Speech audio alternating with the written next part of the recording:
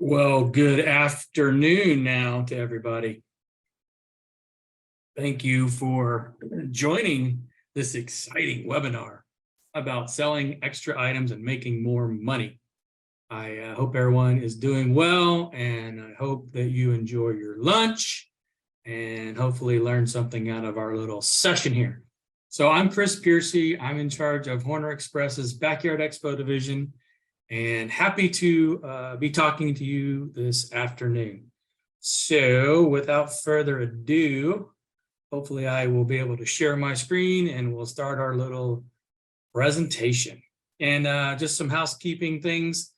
We have Lewis on the webinar as well from our marketing department. He's going to kind of be the supervisor of this participation of this event.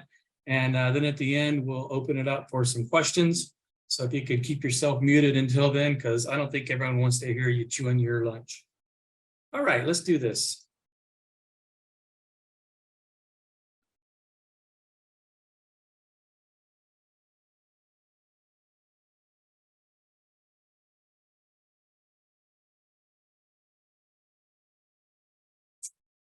Okay, so I bet you guys aren't seeing quite as many leads come in the past couple months as you did in the past couple years. I think everyone would agree with that. So far in the first quarter, permits were down about 20%, and the last 2 months have been even worse. So I think everyone kind of sees the new norm as not being quite as busy as we were in the past. So what are we going to do to keep our businesses afloat and to keep putting commission dollars in our pocket? Well, we're going to try to make sure we close the sale every customer every time. We're going to sell bigger projects, hopefully. So to help to sell bigger projects, maybe we need to think about what else we can sell to them. And those things we're going to talk about today. So fire features, outdoor kitchens, patio shade structures, maybe some artificial turf or some specialty decking products. And the first thing I think we have to do is kind of get rid of your own head trash.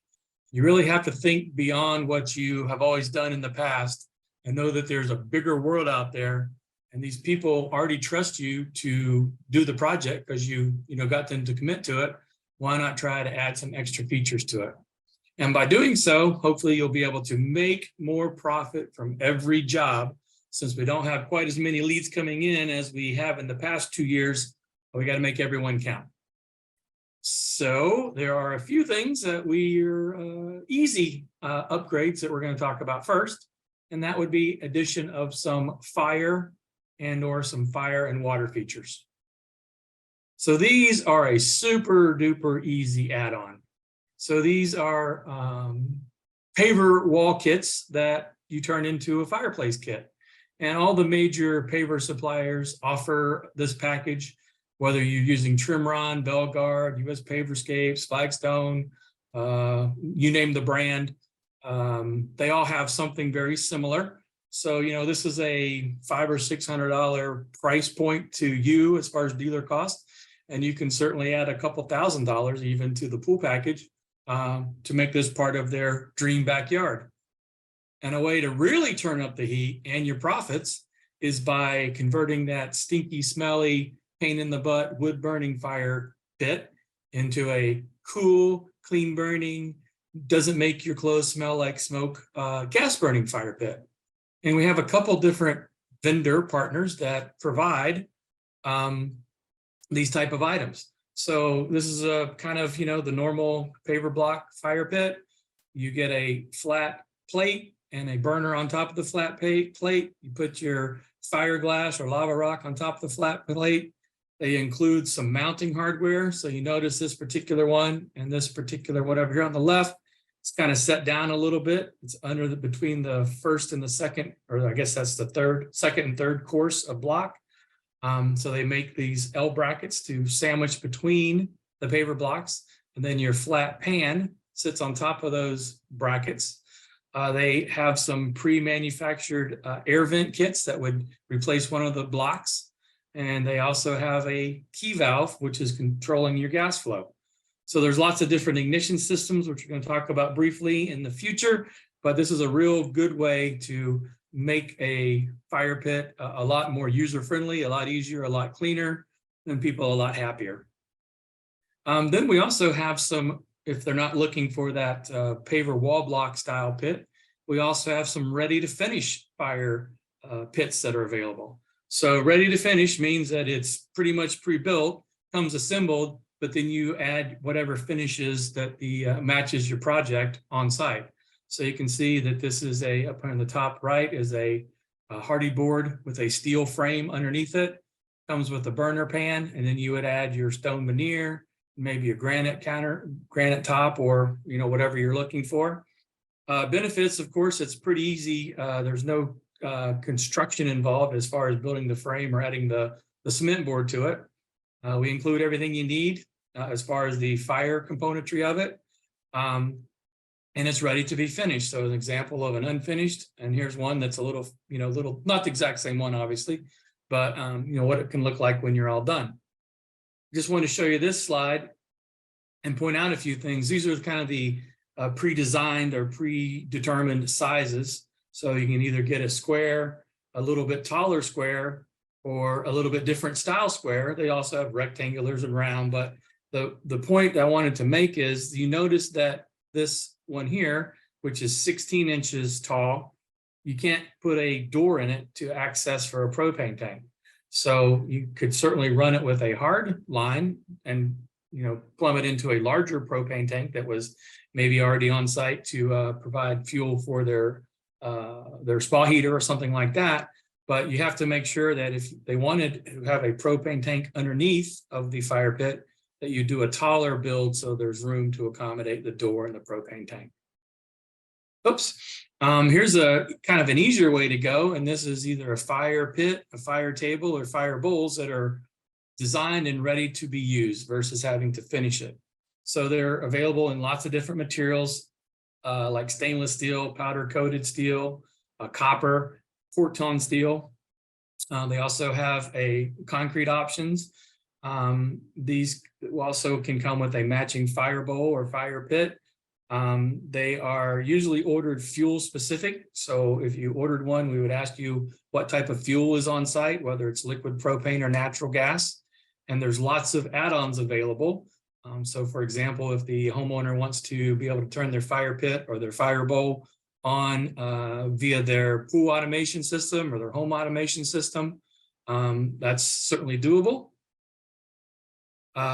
These are some really nice units that are propane tank ready. So you'll notice that they already have included a LP access door to put your LP tank in. These can be made out of glass fiber reinforced concrete, which is like this one at the bottom, or this is a powder coated steel option. Since we're talking a little bit about steel, just wanted to point out the different options as far as metal is concerned. So first of all, the metal, of course, is cut with a CNC machine, laser cut, water jet cut, all that kind of fun stuff. This particular vendor offers them as stainless steel or copper or Corton steel, which we're going to talk about in a minute, or powder coated steel. Powder coated is the least expensive of the steel options. It's done under what they call a galvanizing process, and that means basically that it's a lot stronger and the powder coating stays on a lot longer. And they offer a 10-year warranty on the powder coating finish on this particular brand. Beautiful thing about these are they're relatively lightweight. This particular one is LP friendly, so you can see that there's an access door on the side.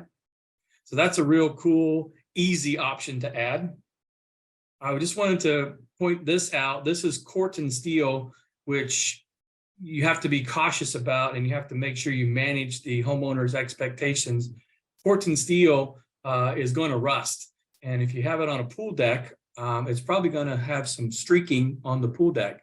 That's just the process of the way the thing is designed. So you have to just be real careful that your homeowner understands that. That's kind of like the Statue of Liberty. It's going to change colors, and if it's on a beautiful white marble pool deck, it may not be the best option for this particular homeowner. You'd probably better off steer them towards a powder coated option or a stainless steel option. This is a still semi-popular material to use. It's copper. Copper is long lasting and looks beautiful for a long time. But again, just like the Statue of Liberty, it is going to start to patina, which is a natural process of oxidation. So it's going to change colors over its lifetime. And a lot of times, depending on your chemical balance of your pool, get a green tinge to it.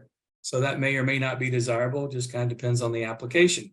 But certainly a beautiful, classic, old world type of look. So, not the right job, right? Not the right product for every job, but it might be the right product for one particular customer. Most common fire features and fire pits now, I say the most common type of material used is a GFRC, and that stands for glass fiber reinforced concrete.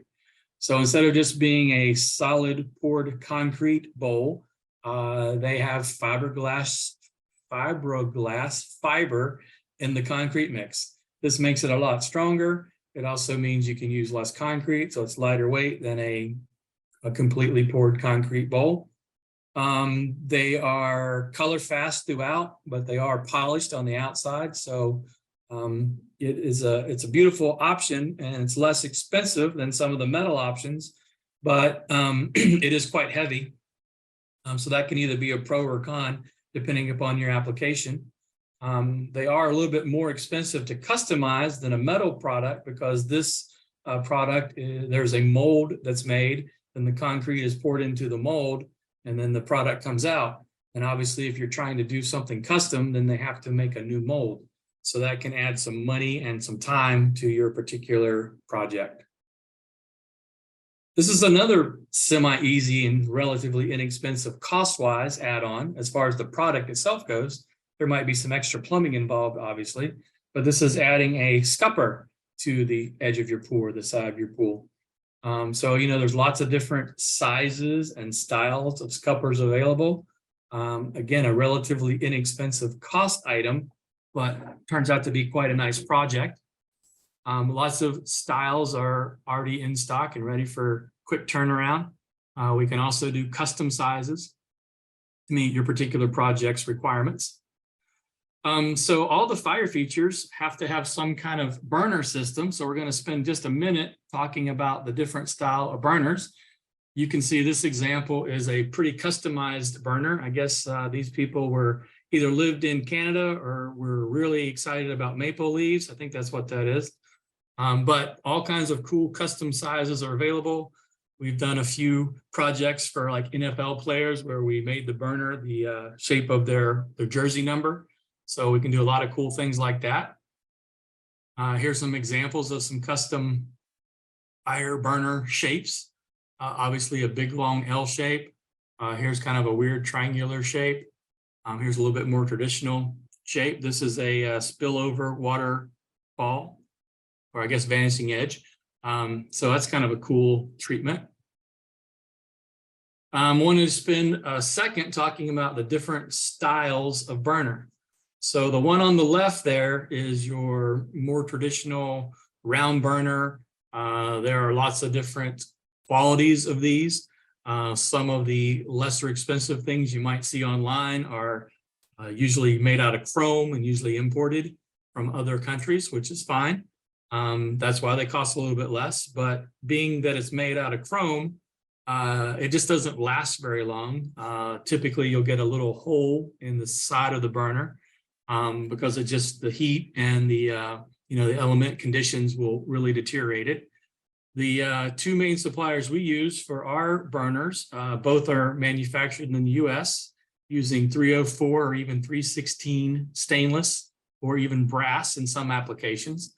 On the left over here is an example of a standard burner. And on the right is an example of either a bullet burner or a pro style burner. And the difference is they are the same thing. They're just named differently by the different manufacturers. But let me just point out what a pro burner is. A pro burner has these little gas nozzles or tips or whatever you want to call it. And you notice that they are kind of bullet shaped, thus the name bullet burner. But the idea is that this shape condenses the gas increases the gas pressure, lets less gas flow. So by increasing the pressure, you get a larger flame using less fuel.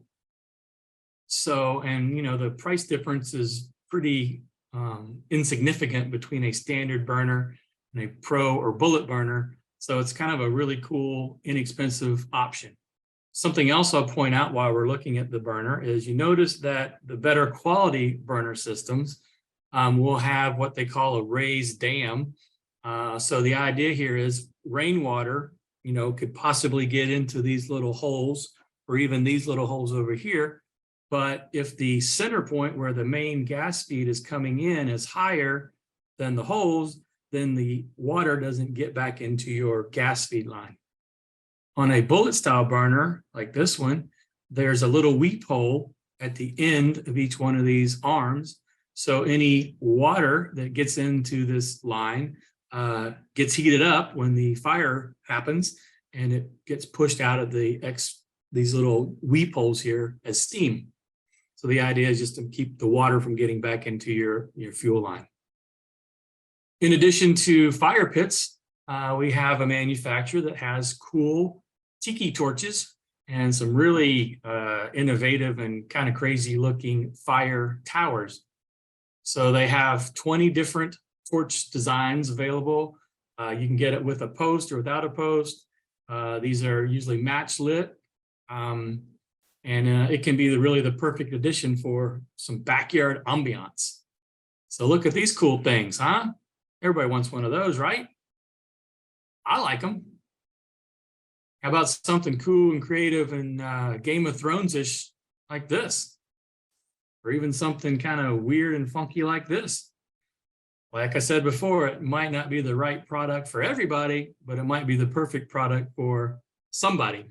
So why not talk about it? Give the people what they want. We also have some self-contained fountain options. So this could be or wouldn't have to be incorporated with a swimming pool. It's a great option for a remodel or a new construction. And I'm going to show you what they look like. So here's the before, obviously on the left. So you have a self-contained water holding vessel with a recirculation pump. This particular one had some LED lights in it. And there's finished product over here on the right. Obviously, this was a commercial application, but you know, they do similar things for residential applications as well.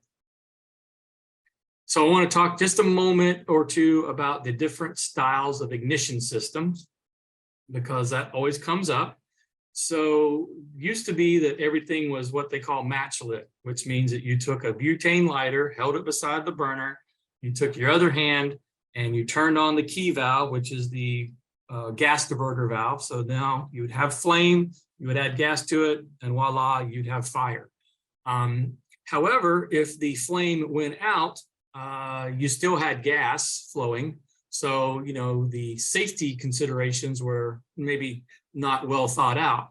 So to get a UL certification, you have to have a flame sense system in your gas feature. So flame sense kind of means exactly like it sounds. If the flame goes out, the system senses there's no flame and therefore shuts off the gas flow. So they still sell match lit systems without flame sense, but kind of like they still sell the incandescent light bulbs versus, you know, all CFL. But anyway, you know, certainly not the safest option that there is out there. So let's talk about flame sense, which I explained to you. There's different options as far as flame sense. The first one up here on the top is, again, you're still going to use that same butane lighter, hold the butane lighter beside the burner. And then you let the gas flow, it lights, everything's cool. If the flame goes out, the gas goes off. The one down here at the bottom replaces the match with a spark igniter. This little guy over here on the right side has a AA battery in it. So you push that button in, it goes tick, tick, tick, tick, tick, and makes a spark beside the burner. The gas catches the spark, and voila, you have flame. So anyway, the basic idea here is that you have an automatic shut off if you don't have flame. Then the next step up from the matchlet, which we talked about here, matchlet, spark igniter. This is a electronic ignition system. An electronic ignition system replaces that battery with a glow plug. So if you look at this picture here up on top, this is actually a glow plug, like in a diesel vehicle. So the way it works is you send low voltage to this control valve. The control valve then ignites this glow plug. The glow plug gets warm. Now it lets gas go to the burner and you have flames. If the flame goes out, then the unit will try to restart itself 3 times. If it doesn't restart itself in 3 times, it shuts everything down. So there are 2 different styles of electronic ignition system. One is a low voltage system and one is a 110 plug-in type system. So low voltage is used for applications where your fire feature is within 5 feet of the water. And you can use a low voltage system for applications that are further than 5 feet. You could also use a plug-in, simple 110 plug into an outlet thing. So the difference here really is this transformer. So this transformer is taking 110 power and dropping it down to 12 volts, so it's safe to be around the water. And this one doesn't have a transformer built into it. Simple, simple. The addition of the electronic ignition systems adds approximately, at dealer pricing, about $1,200 to the fire feature. So just keep that in mind. But a lot of people want it because a lot of people just want to push the button on their automation system, and voila, you have flame. Just a few minutes here on the correct installation, and this applies to any fire feature, but the key bullet points here are you only want to use fire rated media. Sometimes I get questions from people, can I just go to Home Depot and buy the lava rock from the garden center? And the answer is yes, you could, but you don't want to do that because that lava rock has moisture in it. The lava will heat up and sometimes it can pop. So that's one thing to make sure you do. Another thing to make sure that you do is to have some type of pan to hold up the media. You don't want to fill the whole vessel with the media because there's no ventilation that way. There's no way really for good drainage, just not very good. You also don't want to cover the pilot igniter if you're doing an electronic ignition system. You want to have that exposed. You don't want to bury it inside the media. You want to have some airspace in the container that you're putting the fire feature or burner into. That's what this is showing. You know, again, you don't want to fill the whole thing with gravel or sand or rock or whatever.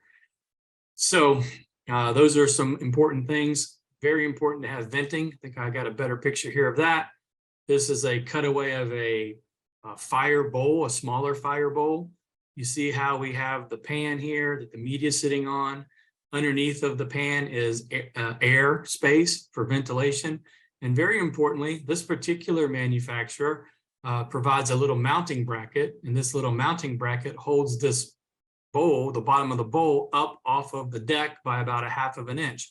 So the idea is that when it rains and this bowl gets full of water, there's somewhere for the water to go, right? Versus just being trapped in the bowl here. And also it allows ventilation, air, to come into the bowl. Very important to make sure that we have proper ventilation for lots of reasons. We want air flowing through there to make sure it dries out when it's not raining. But more importantly than that, liquid propane is heavier than air. So for some reason, if there was ever a situation where there was a gas leak and the gas got into this bowl, because it's heavier than air, it's going to pool down here. Then we added a flame to it. It would not be a good result. So proper ventilation, no matter what type of fire feature it is very important. Natural gas is lighter than air, so it rises, so it's better, but you still want to make sure you have proper ventilation. Here is an example of what they call a gas key valve. Hopefully everyone is semi-familiar with what this does. And basically it's like a water diverter valve. When you turn it to the right, you let gas flow. When you turn it the other way, you shut the gas flow off, just like your garden hose or whatever. So in addition to fire pits and fire bowls, we have vendors that offer cool outdoor fireplaces. Here's one example. It's called the Williams. This is a powder coated exterior, already built, comes just like you see it. Bada bing, bada boom, you're done. You can get it in powder coated, stainless, copper, port steel, which again, be cautious about. Another one of our vendors does this fire feature, which is called the Clea Bay.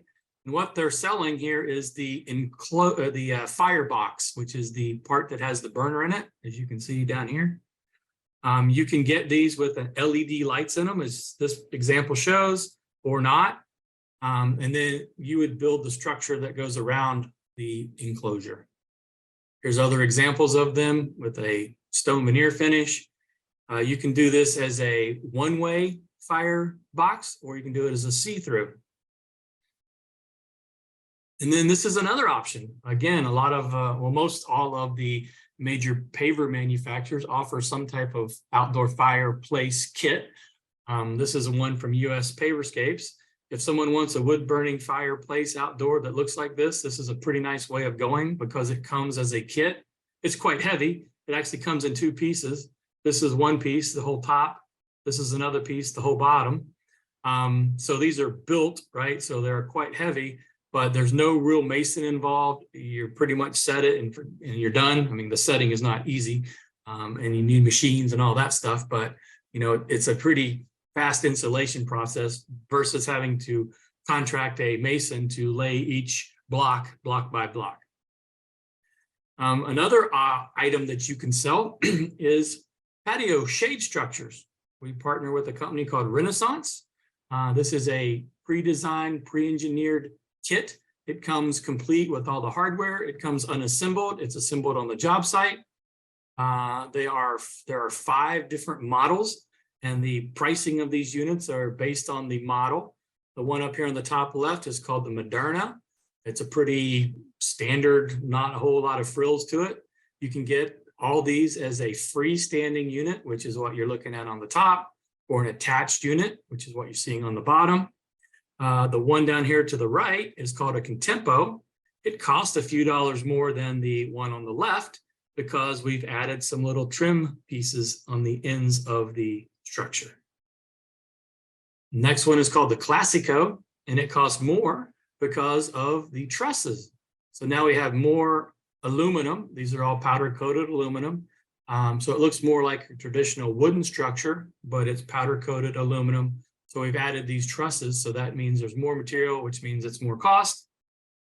The one down here on the bottom right is called a Fresco. It's my favorite. I think it's the coolest because it's unique. This has a clear polycarbonate roof panel. So it lets sunlight through, but it keeps rain and a little bit of the heat out. Again, you can get it as a freestanding or an attached unit. And then the least expensive option is called the Aria, and it's more of a traditional shade pergola or trellis. So this one just has aluminum tubes that are running the width of the structure here. So water and sunlight and weather are going to come through this, but it does provide a little bit of shade. Here's some real world pictures along with the swimming pool. This is an attached structure. This is probably the Contempo because we don't have any trusses in the middle, just on the ends. But here's a Fresco down here on the bottom right as part of a cool raised area. Probably have a fire pit back here. Another Fresco over here. Maybe that's the Aria. I think that might be the Aria up on the top. It is. Bottom left is a Classico over a fire pit area. So we have a general dealer price structure, kind of what I call a cheat sheet to give you the pricing ish, but each one of these projects is bid to the job site. So before we can provide you a quote, we will need to get an address, and the engineering is done based on wind load and hurricane rating for that particular specific zip code. So we will provide you a drawing with a quote, and it shows you all the stuff that's needed for this particular location based on the wind load and all that kind of stuff. These, as I said, are complete as a kit. All the hardware is included. You can install it yourself, or we do have partnerships with subcontractors that can do the installation for you. A few other things are some cool outdoor turf. This is becoming super popular. I've seen 3 or 4 jobs in my neighborhood in the last 2 weeks that have been done. So if they're doing it in my neighborhood, it's got to be popular everywhere, right?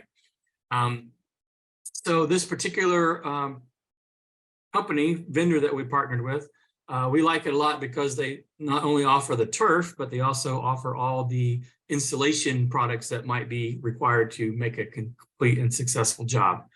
And this is information from the vendor. And it says that the turf is a great complement to a lot of outdoor packages. And this is their average order over the last 2 years was about $5,600 it cost.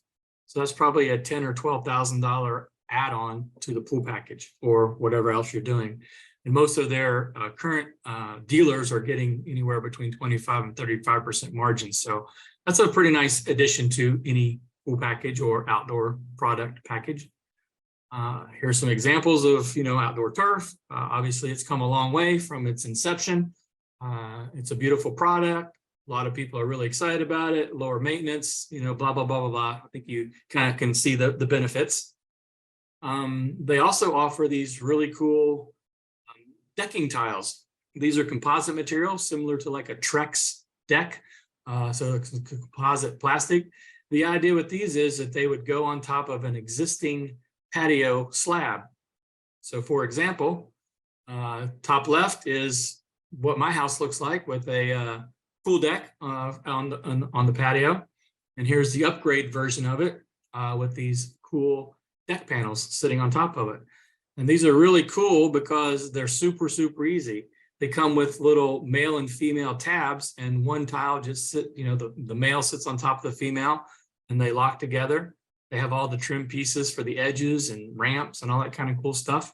So real easy project for anybody on this call to add to one of your sales. In addition to the floor tiles, they also offer some siding. In this particular application, it's adding the siding to a roof. And Chris is going to be involved in one of these projects that is in his own backyard in the very near future. So I'll report back to everyone and let you know how it goes. But I'm super excited about it because I have, drywall ceiling outside, which probably a lot of people do. You know what happens to the drywall after a few years of being exposed to the outside? It doesn't look very good anymore. So we're going to spruce it up a little bit. Some more examples. This is one where they've used that same composite material as a covering for the exterior of an outdoor kitchen. Pretty cool. And last but not least, near and dear to my heart is outdoor kitchens. And these are really the new necessity. I mean, people want outdoor kitchens, and if you're not offering them as part of your scope of work, you're losing huge opportunity. So just a few slides about this. What Horner Express offers is a factory-built custom kitchen, meaning that it's built in a facility. So there's quality control involved, there's warranty involved. It can come either unfinished, ready to be finished on the job site, or it can come completely finished with a texture on the cabinet and a countertop already installed. Then we will install the appliances right on the job site.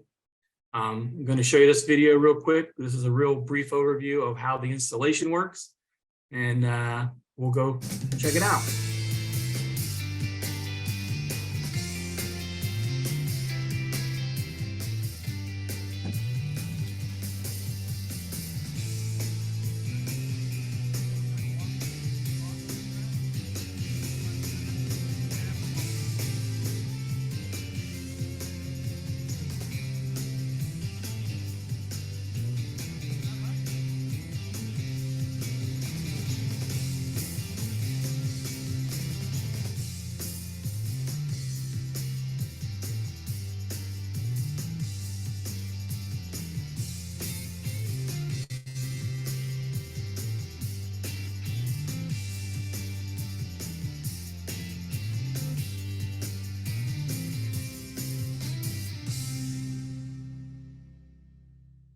Voila. So easy breezy. Horner Express delivers it to the job site. We can show you how to do the installation, or we have partnerships with subcontractors in your area that will do the installation for you. Typical installation takes about an hour, and they're up and happy and using their outdoor kitchen possibly that same evening. We can send it from the factory with a natural stone tile countertop and an acrylic texture. So it's just setting it in place, dropping the appliances in, and they're done.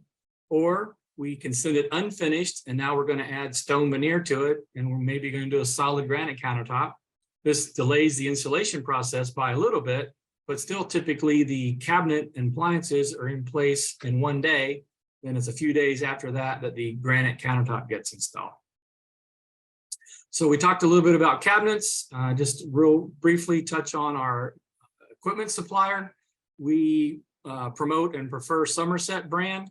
They have lots of huge catalog of products, lots of different cost levels of grills, lots of different doors and drawers. We can, take questions offline, but this is our preferred brand. However, since we're building a custom kitchen, if your heart was set on brand X, we can manufacture the cabinet to accommodate whatever brand the customer might want.